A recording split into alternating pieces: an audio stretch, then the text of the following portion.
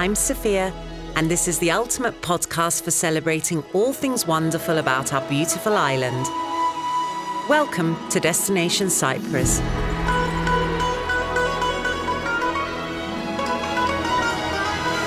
Hi everyone, welcome back to Destination Cyprus, the podcast that's all about celebrating everything wonderful about our beautiful island. Now, the last time you saw me, I was dressed as a chicken, so I thought I possibly needed to redeem my image and the company brand today. And I thought, well, what better way to do it than with someone whose family business was a pioneer in helping local companies establish their brand and promote their products and services on a national and global platform. Chris, welcome. Thank you so much for having me, Sophia. I really feel privileged to be here today. I'm really excited, actually, because I know it's your first podcast, isn't it? It certainly is. So all fun. Well, just to kind of get you in the flow of the podcast, I'm going to start with the bit that most of the guests really dislike, which is your bio. So I like to give a bit of a profile to our listeners before we get started. So you grew up in Nicosia and went to GC School of Careers. You did 26 months of military service, which sounds insane now, doesn't it? Because I think it's almost half that. Then you went off to Oxford Brookes University, where you earned a double honours in marketing management and information systems. And then after graduation, you did an internship with Dow Jones International in the advertising research department of the Wall Street Journal. Where was that? In London. In London. Wow. Okay.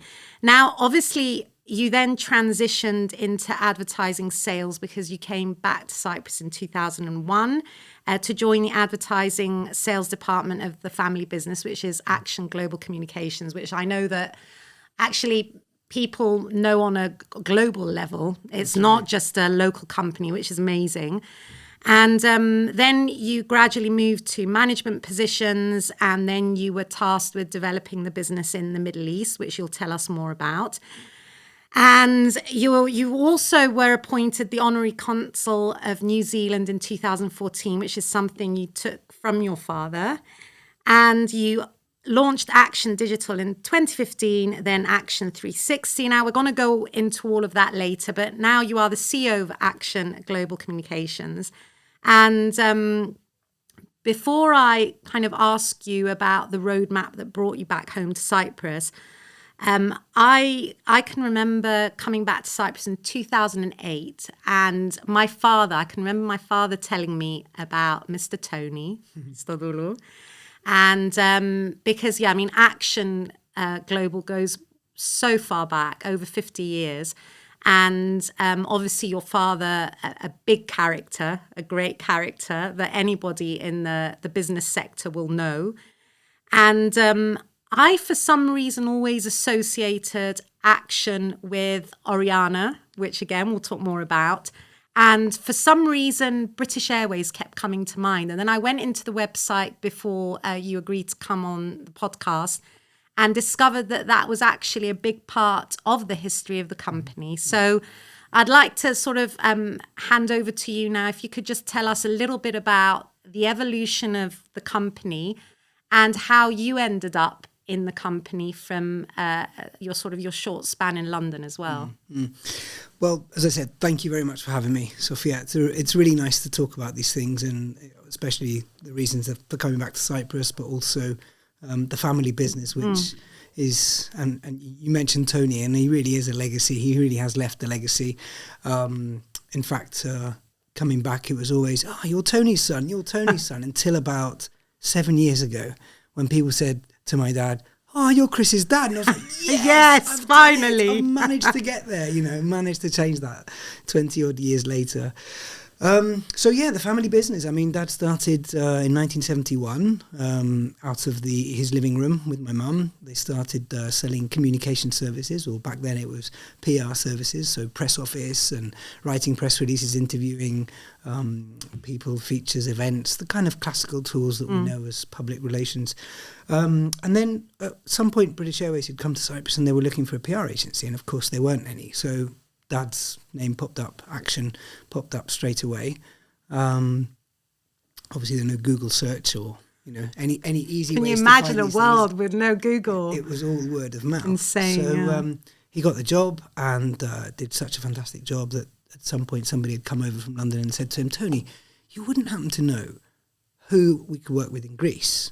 And he said, I've got an office there. Suddenly Had he? out of the blue. No, he didn't have an office there. He came home that night, he packed his bags and he went straight to Athens. And there he established Action Hellas, and that was in 1989. So 33 years presence in Athens, in our Athens office. And then similar things happened in different other markets in the region. So there's my dad just packing his bags and disappearing for 6 months and then coming back and saying, oh, we've got an office in Romania and Bulgaria. And then, but obviously because there weren't that many agencies, or even advertising agencies was still relatively few and far apart. So we were able to get a lot of international business into these markets. So at some point the company was known from international networks that we were in emerging markets. Back then they were emerging. Talking about early 90s, late 90s. What's your recollection of those days? I mean, the times when your father was sort of proactively bouncing around like James Bond. Exactly. It's funny because people say, oh, you must have missed your dad. And I was like, he was always there, but he was never there, if you see what I mean. We always went to events. We always supported. I remember doing a Julio Iglesias concert. My mum went to that. Exactly. So that was a big thing. That was big, yeah. Somebody asked my dad last minute, can you help? Because somebody who was going to organise it wasn't available. And my dad was like, sure. So he rang Kathy, my sister, and I and said, can you bring 10 of your mates to Limassol?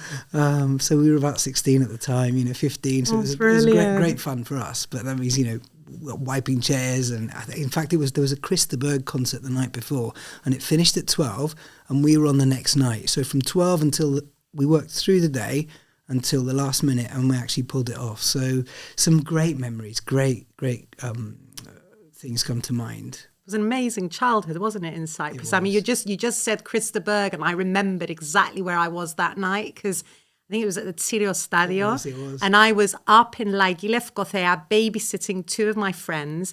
And it's just things like that weren't a regular occurrence. So it was really special. A big artist was in Cyprus. It was like a big wow. So for people who don't know Cyprus, how much has evolved over the last few decades is incredible. I mean, to think how far we've come. And then, someone like Tony being such a huge part of the evolution. Yes.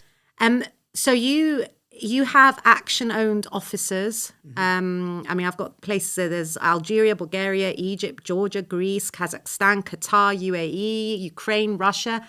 How do you manage all of that? Because you're the CEO of the company now. Is it a case of you've got responsible area managers, country managers? So the philosophy of the business was always to have local staff in each of the markets. So we have a country manager in each of these markets where they have a team of people and they run it. Some markets are smaller than others, of course, but normally there are 2 or 3 people within the hierarchy that are capable of running the business and looking after the day-to-day. But in our line of business of communications, you have to be local, you have to know your market. And that was Dad's philosophy from day one, that it's not, you can't just parachute someone into a job. Maybe for some instances, but not all the time. It always had to be local. And well, given your education and your opportunities and all these offices and networks, because there's the other EU 27 networks as well. Yeah. What made you stay in Cyprus? Because you could have potentially moved to any of these countries and worked from abroad. Tell me, why Cyprus for you? Sophia, I love Cyprus. I really do. I think that we are very lucky in so many ways. Of course, there are things that maybe there are better things in other countries, maybe more diversity of things to do or places to go from those countries. But we're very lucky. We're at the crossroads of the world. And when we heard this when we were kids, we were like, how can Cyprus ever be the crossroad of the world? But it is. You can go west, you can go east, you can go south, you can go north, and you can go from any country, you can do that. But in Cyprus, I feel that we have this, it's culturally diverse now, even more so now than it was before. But there's been so much influence into Cyprus that I think you can pretty much find anything you want here. And I have travelled a lot, extensively. So I still come back here. For me, it's home, but I also see when people come here and you show them how many things you can do and what kind of depth you can go into, either from a historic perspective or a sporting perspective. The beach, the mountains. I mean, you can even ski. When I tell people you can ski in Cyprus, they're like, isn't it? "What do you mean you can ski in Cyprus?" Well, look at it, it's 500-meter slope, but you can still ski. Yeah. The food, the people, the safety. I have 3 kids. They cycle everywhere on their own, across town. It's a safe place. Okay, you've got to be worried about the traffic, but with infrastructure that's been built, and I think the influence of Europe into Cyprus has really allowed a lot of change to infrastructure. So there are more cycle paths. I mean, here in Limassol, you can cycle from one end to the other now without having to be on a road. So safety, security, all these things. Crazy, isn't it? Because today we swung by Trilogy, didn't we? And it's to think that now a city like Limassol has a super yacht marina. It's got all these new developments. There's a casino opening, a golf course. You've got a 17-kilometre promenade for cyclists and runners. It's really not the Cyprus that we remember as kids. Totally. But the same for me as well. When I moved back from London, I just couldn't believe that. I'm actually quite fulfilled here. Yep. And I love that I can get away. Obviously, being in a job where you can travel is always a benefit. But yeah, actually talking of travel, tell me a little bit about your role as the consul for New Zealand, because I've been to New Zealand, an absolutely beautiful country. It's a wonderful place. What does that role entail for you? So with the rise of the internet, the role of the honorary consul is there to comfort a New Zealander in Cyprus, either in distress or to point them in the right direction for information that they would need as New Zealand citizens, or for Cypriots who are looking to travel to New Zealand either for I called you, didn't I? study. I'm pretty sure I called you before I went. Probably did. So in the past, they would. My father used to handle visas, or he would have to do a lot of consular work in terms of paperwork. But everything's done online now, so it's more about pointing people in the right direction. It's about representing the country for trade purposes. So if a New Zealand company wants to set up base here in Cyprus, then we would obviously be there to help them with what they need. But also New Zealand companies that are here to be able to call on us on things. And then you've got the bureaucracy of some stamping of true copies and verifying that certain New Zealand documents are accurate in terms of what they are. But there are some, I would say, sensitive consular cases that you need to deal with citizens that have come here and probably misbehaved, especially in the summer months in Ayia Napa, where you've got to go to the police station and say, yes, I'm the honorary consul of New Zealand. But, other than that, nothing major. The most major thing happened in the 90s when in the war, in the Gulf War, when a lot of people were coming to Cyprus from Lebanon at the time. That was probably the trickiest case that we've had. A couple of evacuations here and there, but nothing major. Okay, very good. And obviously, aside from this role of yours, but through your networks at work as well, how do you feel that Cyprus fares up on a sort of on a competitive international level? I mean, how do the people that you meet abroad, when you're in Abu Dhabi or Dubai, what do they think of Cyprus? Have they got an accurate perspective? I think there could be more done on that front for sure. Everybody knows Cyprus for its beaches, for the holiday side of things, maybe not as much from a business perspective. Yeah. And I think that following the period of COVID, there are many opportunities to promote Cyprus as a destination for business. I know that in the past, the promotion agency have tried to put forward ideas on the infrastructure, technology. We have very fast internet speeds here as well, so you can literally do business from Cyprus to wherever in the world you want. Yeah, they're quite focused on headquartering now, aren't they? I think, I see a change. I definitely see a change and an improvement. And I mean, that brings me to the sector really, because I'm in marketing.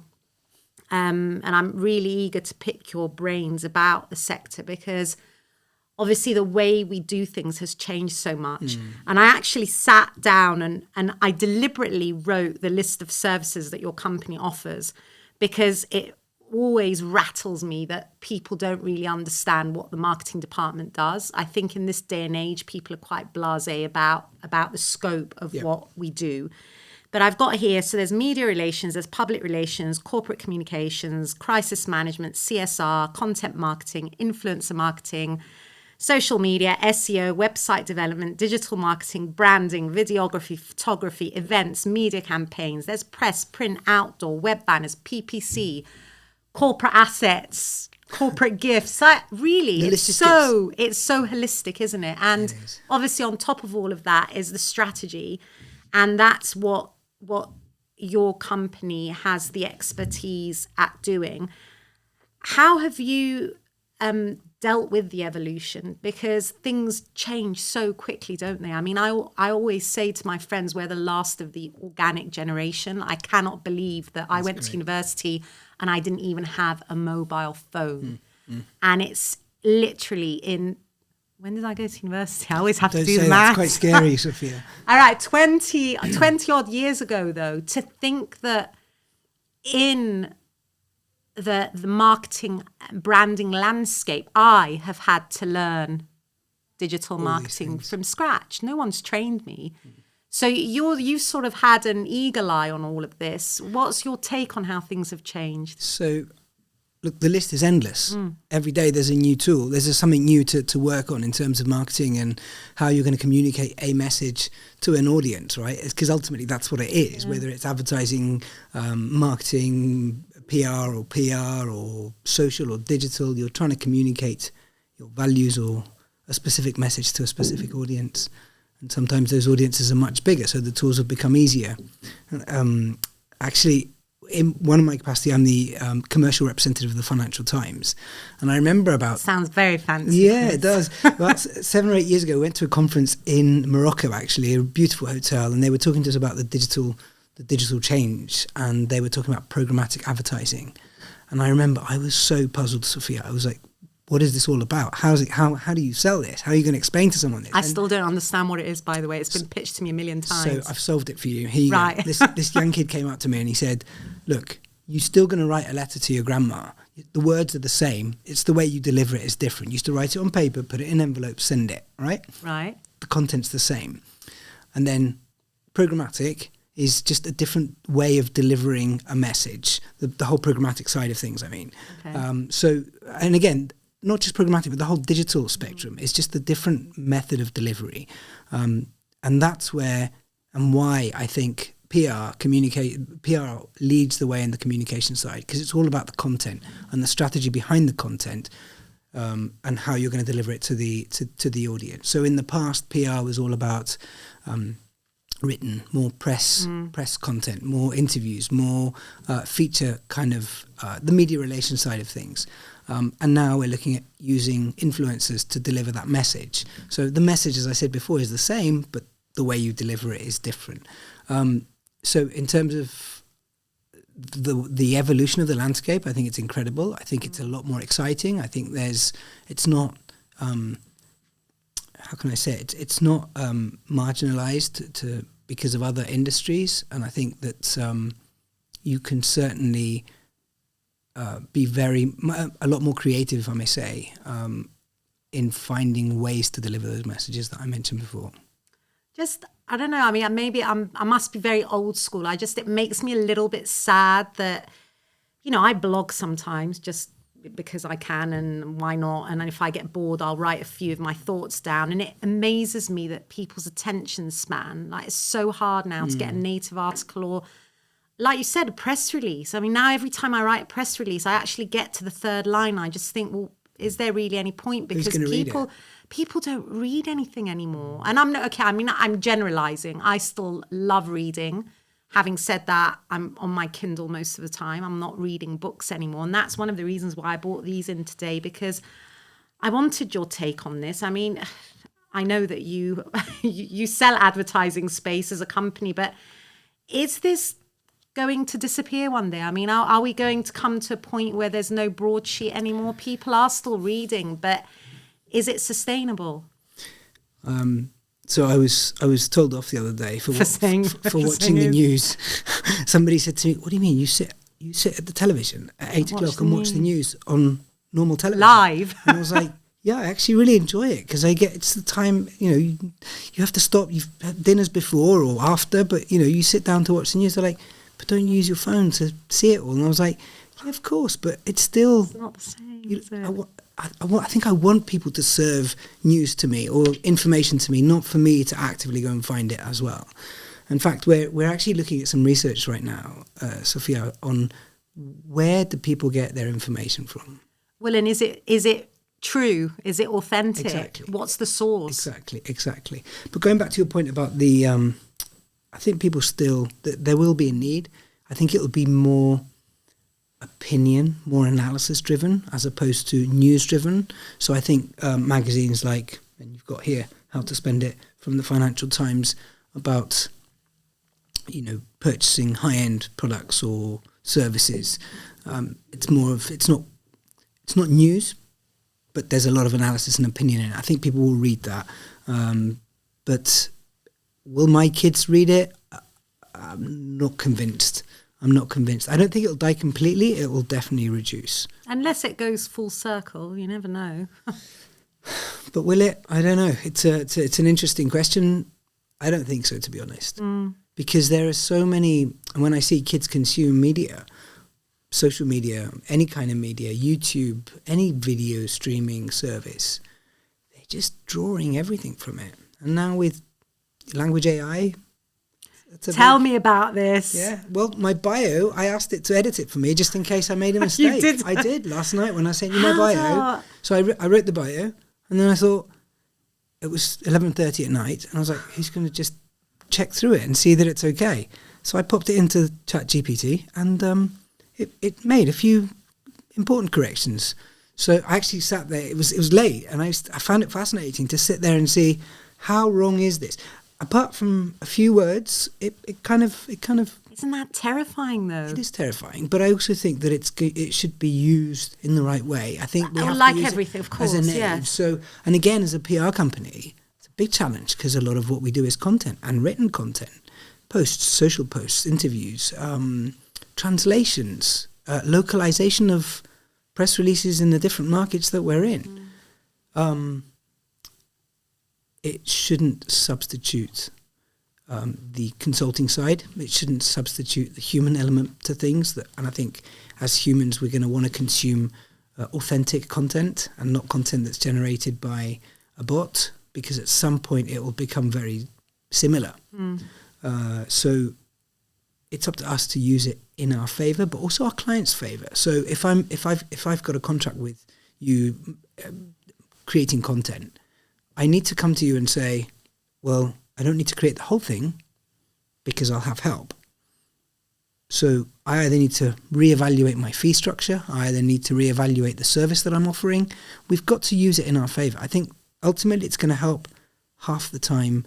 Well, it's resources, isn't it? I mean, how many exactly. times do we go to our agencies and say, I need something yesterday? And, they're like, well, we don't really have the manpower and we can't and this and that. So, yeah. Exactly. I see that.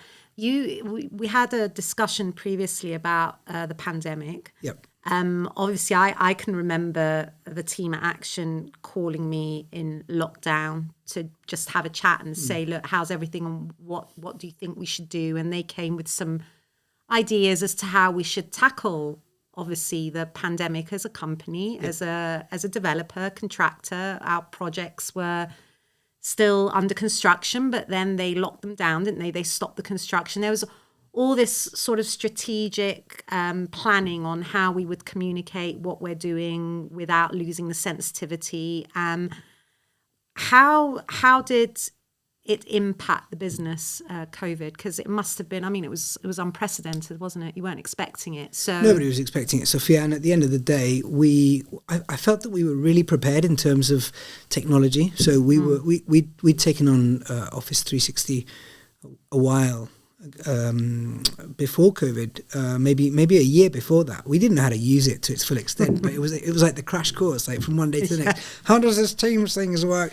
But so everybody had laptops. Well, I would say 90% of our people had laptops. So the transition from working in the office to working from home was quite seamless. I was really pleased with the way we did that. it was obviously tricky to go to clients that had events planned, or we had upcoming events coming. It's been awful for those industries. To stop that. And actually the part of our business that dealt with events for that period was kind of on hold, and we utilised the resources in other ways to make sure that we looked after our people. And it was, primarily to look after our, the staff that we had. We didn't necessarily want to, reduce the size of the team, because we knew that this would be something that would eventually go away. I mean, well, we hoped it would, and it did, thankfully. Eventually, 2-3 years later. In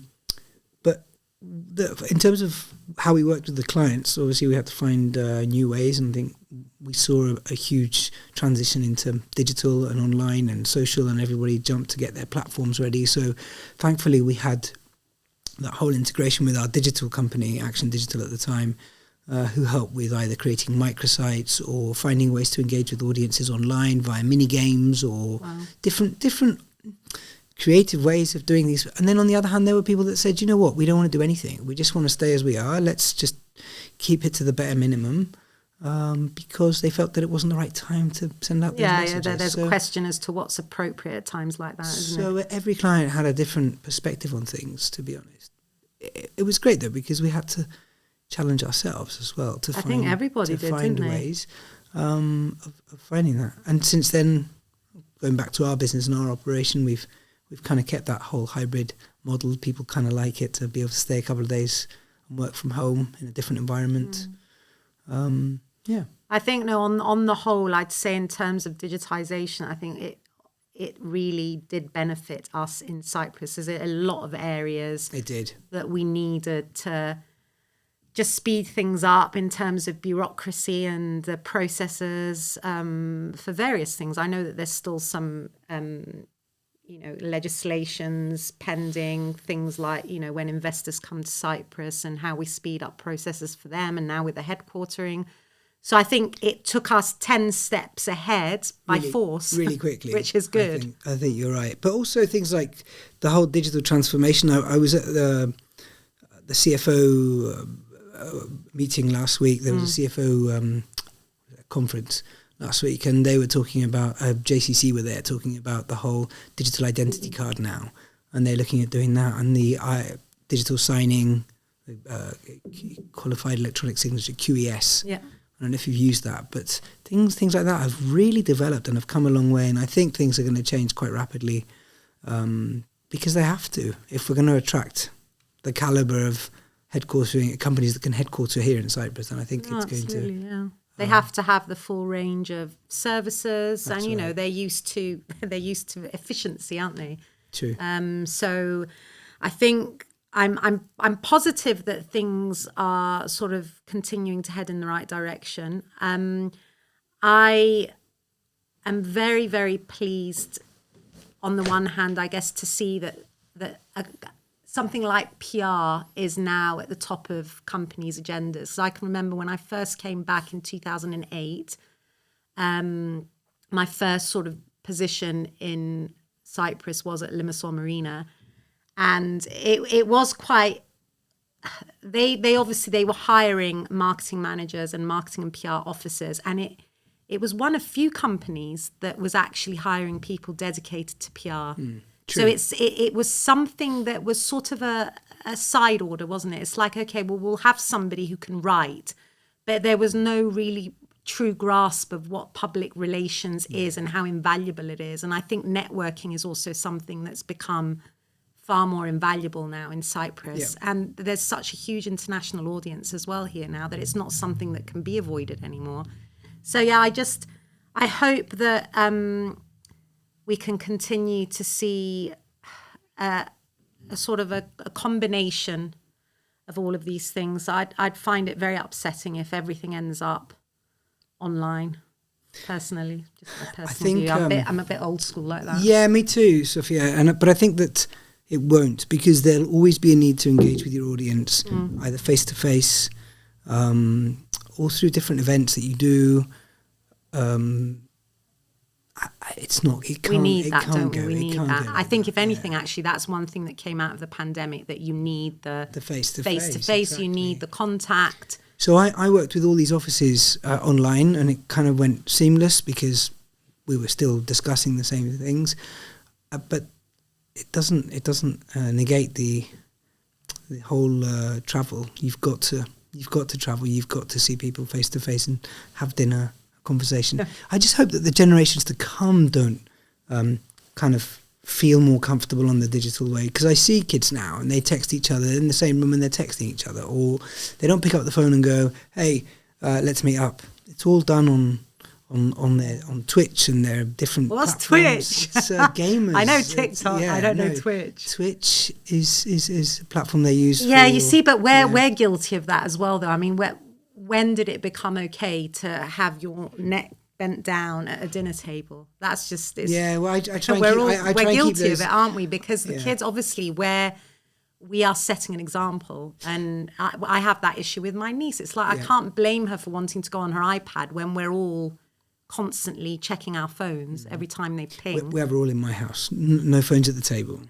No phones at the table.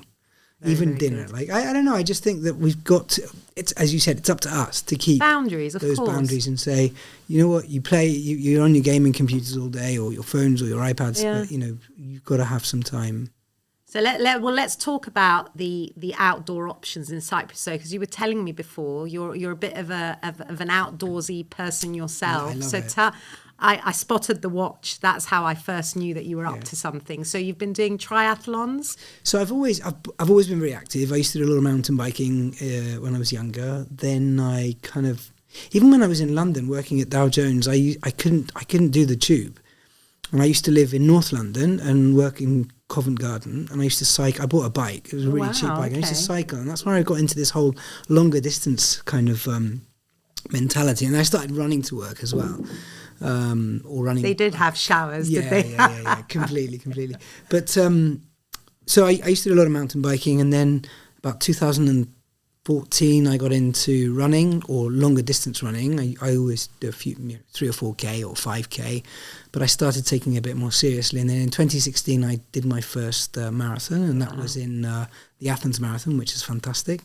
And then I kind of preferred a slightly shorter distance, because the whole marathon needs a lot of time, and time is of essence these days, especially with the family and the business. So I enjoyed doing a half marathon. And then I had a biking accident, a cycling accident. I broke my collarbone, and I didn't want to come out of training. So I put my bike on a one of these turbo trainers, and I started cycling. And my coach at the time said, well, why don't you start triathlon? You swim well, so why don't you give that a go? So I started triathlons about, I'd say, it's about 3 years ago now. Oh, so wow. So there's loads of these events now in Cyprus. I mean, now that the pandemic's over, there's an event every weekend, whether it's trail running or hiking or triathlons or marathons. So amazing, many isn't it? events. Every weekend. I had weekend no there's idea something. either. And then when I got into, I love how I say I got into running. I've done 5K, and it's like the best thing I've ever done in my life. But I'm shocked at how much there is going on. So I have a friend who's off on weekends meeting people. She's up trekking, running in the hills, running down the snow. It's really insane nice. thing. But It's yeah, really nice. And I was telling the Australian High Commissioner's her husband is a trail runner, or he enjoys running, and I was telling him about all these groups, and it dawned on me like how many options there are for someone to do kind of activities. Even climbing. I mean, I know we don't have many rocky faces, but there's even climbing clubs now as well, or rock climbing, or scrambling, or I just think there's something for everything here. Really. there is. No, this used to be a Kite gripe surfing, of mine with even my surfing. kite. Exactly, kite. And there's these new surfboards now with a little machine underneath. They're cheating, aren't they? They're cheating. But no, I mean, I used to have this argument with my mother all the time, because my mother being British, she's like, oh well, there's not enough theatre and there's not enough this, which of course there is now. I mean, we're talking, when I was growing up, she was whining that there wasn't enough culture. And there's so much culture now. I mean, there's a play on every night. We've got so many theatres in every city.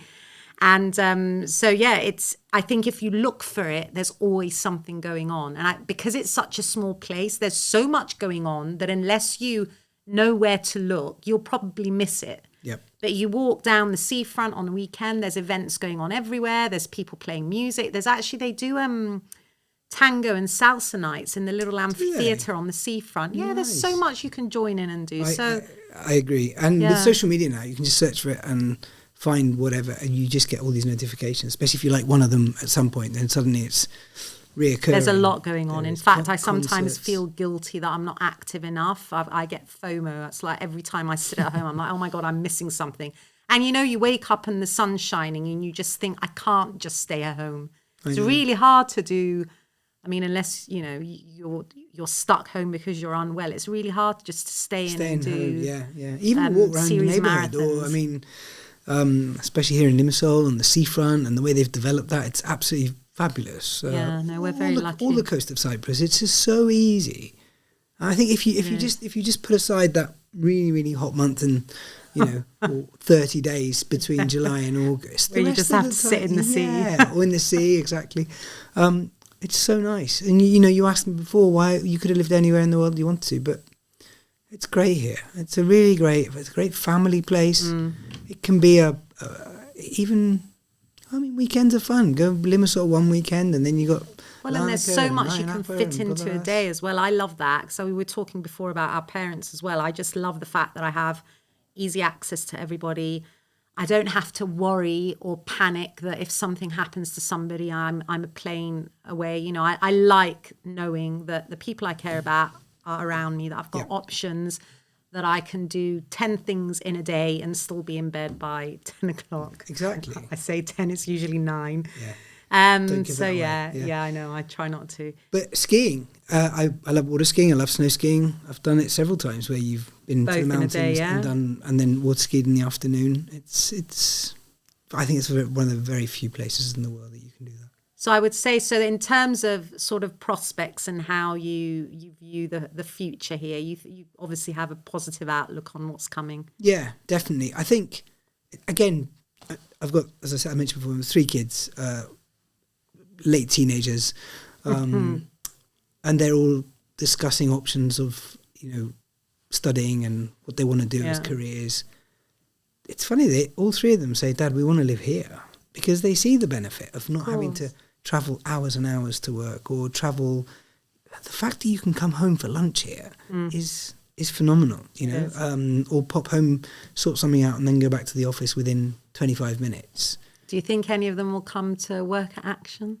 Maybe. But you're not pressuring them. I mean, definitely not. You came, you didn't feel pressure to come back. Neither Kathy or myself felt pressured to come back to the family business. I think we saw what Dad built was, apart from, it was just an exciting job. We did events. I just bore you with one more quick story. When we did the opening for the Cypria Maris, the hotel in Paphos, it was the first of its kind. It was a Crusader theme. And they wanted, and in those days, opening events were huge, Sophia. It was a 3-day event. And Dad said, it was a Crusader-themed hotel, so he said, right, let's do a jousting competition. Let's bring the hotel manager was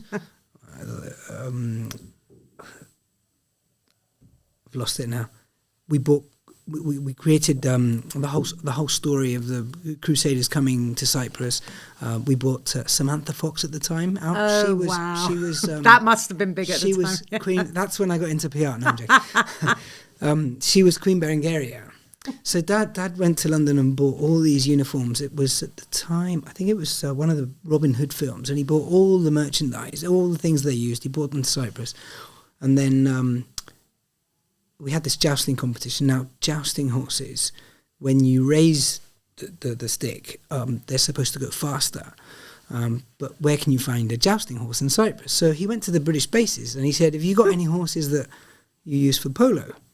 Now, when you raise the stick in polo, the horse slows down so that you can hit the ball. And so he took these horses and they retrained them to speed up when you lift the stick up. So when they gave them back, they weren't very happy. But it was an amazing event. It was a 2-day. There was actors and fighting, and we obviously Samantha Fox. I'll say that again.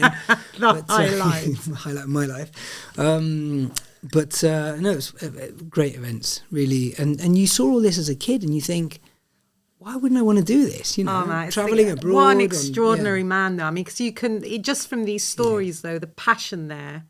Amazing. A lust for life, I guess. Yeah, absolutely. A man of amazing entrepreneurship, setting up a business at the time. I mean, he set up an office in Kazakhstan in 1996, Sophia. He sent my sister, she must have been 24, to Kazakhstan, and she got there and she was like, Dad, there are no taxis. How do I get to my hotel? He was like, just tell someone who will take you, Hitchhike. And Kathy's like, no, I don't know what to do. Brilliant. I mean, he opened an office in Iraq, in Iran, at some point. But at some point, we had offices in 40 markets. Like, Dad, we can't manage all these countries. But it was impossible. Sorry, because I know this is not your dad's podcast, but I need to know, what was he doing before British Airways? As in, how did he even get into this line of work in the first place? He actually worked in the music industry. He managed, when he was in London, because he lived in London for a while, he managed singers. So he actually did work with The Who. I don't know if you've ever heard of The Who. He worked with Tom Jones for a while, and Tom Jones told him, I don't think you're ever going to make it, mate. Well, I think it was my dad that said to Tom Jones, you're never going to make it, mate. But he worked in the music industry, in the entertainment industry. Then he went into insurance. And then when he came back to Cyprus, he worked as a tour guide for a long time. And then he slowly got into PR and communications. And in 1971, he formed Action Cyprus at the time. I think he did a bit of work with Makarios as well at the time. What a great name as well. Quite a branding pioneer. Action. Love it. Yeah. It is. It's he's an extraordinary man. No, I can tell. And your mum's role in all of this, she was at home looking after you all. No, she was the accountant, actually. Oh, really? She did all the accounting with the team of people at the time. Amazing. And look, you can't set something like this up on your own. Mum was instrumental in that. Obviously, as we behind grew up, every man. Always. No, absolutely. It was a joint effort. But if you look at the ease of access of information that we have right now, imagine in the late 70s, early 80s. Crazy. Everything on the phone. It wasn't even. Were there faxes in the 70s? There was a telex. Wow. Which is a typewriter, and you would write on it, and a little thin strip came out. Amazing. And we've still got it. We've still got it in the storeroom. And something that Kathy and I have both said, that we're not throwing all that stuff away. I mean, we've got a storeroom. Museum. You need a museum. Full of all these things. Amazing. Yeah. A scanner. When the first scanners it was more commercial to buy one. It was £50,000 at the time. It's a massive machine to scan things, Or, we used to publish magazines, and we have hand-drawn illustrations, cartoons, and that's gone. That's priceless. It's all priceless. It really is priceless. Yeah, you're very, very fortunate to have seen all of that, because you've experienced two evolutions, not just the one that the rest of us have seen. You're absolutely right. That's absolutely amazing. Right. So I have to ask, if there was one thing, just one, that you could change about Cyprus, what would it be? Just one. I think it would be the political side. If we could try and make progress a little bit quicker on some things, and change. I know that's I'm running into my second, but change the kind of, I don't want to call it corrupt, or the kind of that political system the old school political system that we follow. I think we have so much to offer as a country, so much to offer. We have clever people here, great infrastructure, great weather. It's a really great place. 4 seasons. Yep. We do. We have 4 seasons. Not many places have 4 seasons. I think it all boils down to mentality at the end of the day, doesn't it? So there's still we've still got a little way to go. But everything else seems, we've discussed in the last minutes that things have changed from when you and I grew up, big time. But there still needs a bit of a push there. But things will change, inevitably will change, because the people are changing. The younger generation will not tolerate these things. Yeah. They will demand and they will expect things to happen. Very true. So just on that, when I mentioned before about the electronic IDs, I was very surprised that we're progressing into the electronic ID very, very quickly. The only place that I've seen them so effective is in the UAE, where everything's done with your iris and your phone, and it scans it and it verifies that it's you. So to see that happening quite quickly here in Cyprus. They're piloting it now, so there's hope there. Very good. And 3 words, please. How would you describe Cyprus, or what it means to you in 3 words? Home. I'm collecting the top 3. Comfortable. Yeah. Safe. I'm a very home family kind of person. I was going to put love as well, but I thought it'd be a bit cheesy. It's not February yet. Yeah, exactly. Chris, thank you very much. That's thank you for having me. been such a huge insight. I've really enjoyed my first podcast. You made me feel at home. Thank you very much. As one of my 3 words as well in Cyprus. And I wish you all the luck with your upcoming episodes. I'll see you next time. Thanks, everyone. Destination Cyprus, brought to you by Cybarco.